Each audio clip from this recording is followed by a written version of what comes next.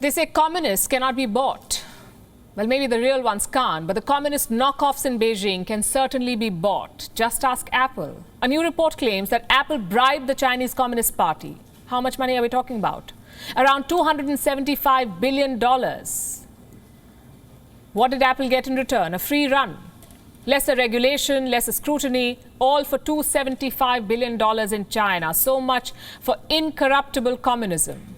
This bribe was negotiated by Apple CEO Tim Cook. He visited China in 2016. His mission was quite straightforward: appease Beijing. That's what he set out to do. Around the same time, China was stepping up criticism of Apple. They said Apple was not promoting the Chinese economy. They were planning new regulations. Apple was spooked. China was their emerging market, a very important market. So they could not afford to face tough rules in China. What did Apple do? They negotiated a 5-year deal with the Chinese government. What was in the deal? Apple would invest $1 billion in China's ride-hailing firm Didi Shujing. They would train Chinese workers, they would open new factories, new retail stores, buy more Chinese supplies, and collaborate with Chinese universities. All of this promised by Apple. Over 5 years, Apple would invest $275 billion in China. Reports say Tim Cook personally negotiated this deal. He visited China multiple times. He lobbied with communist officials. And he promised them billions of dollars. Does Apple accept these charges? Well, so far they have been silent. But knowing Apple, you wouldn't put it past them. In 5 years, their investment/bribe has yielded rewards.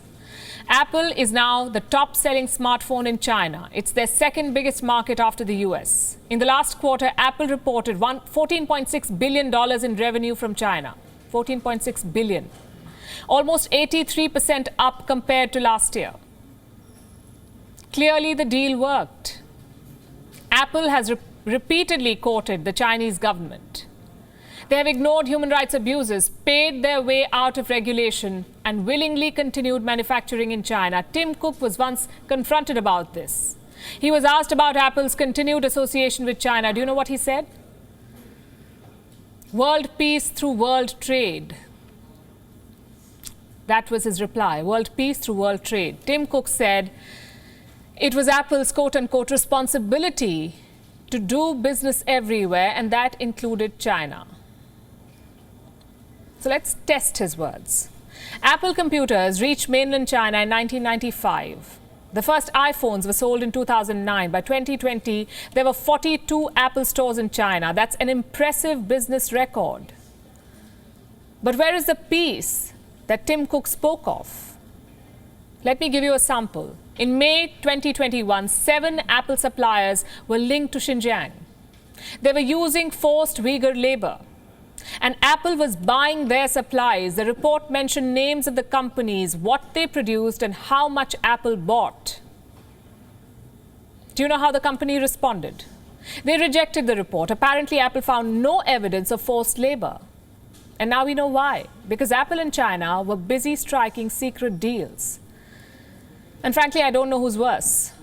A multinational who bribes an oppressive regime, or a fake communist state that accepts those bribes. This scandal may go beyond Apple. Dozens of multinationals manufacture in China. Their profits depend on how they perform in the Chinese market. Who knows what is happening behind the scenes? What if Beijing has negotiated more such deals? We will never know.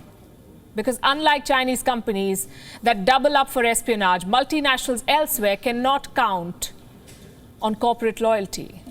WION is now available in your country. Download the app now and get all the news on the move.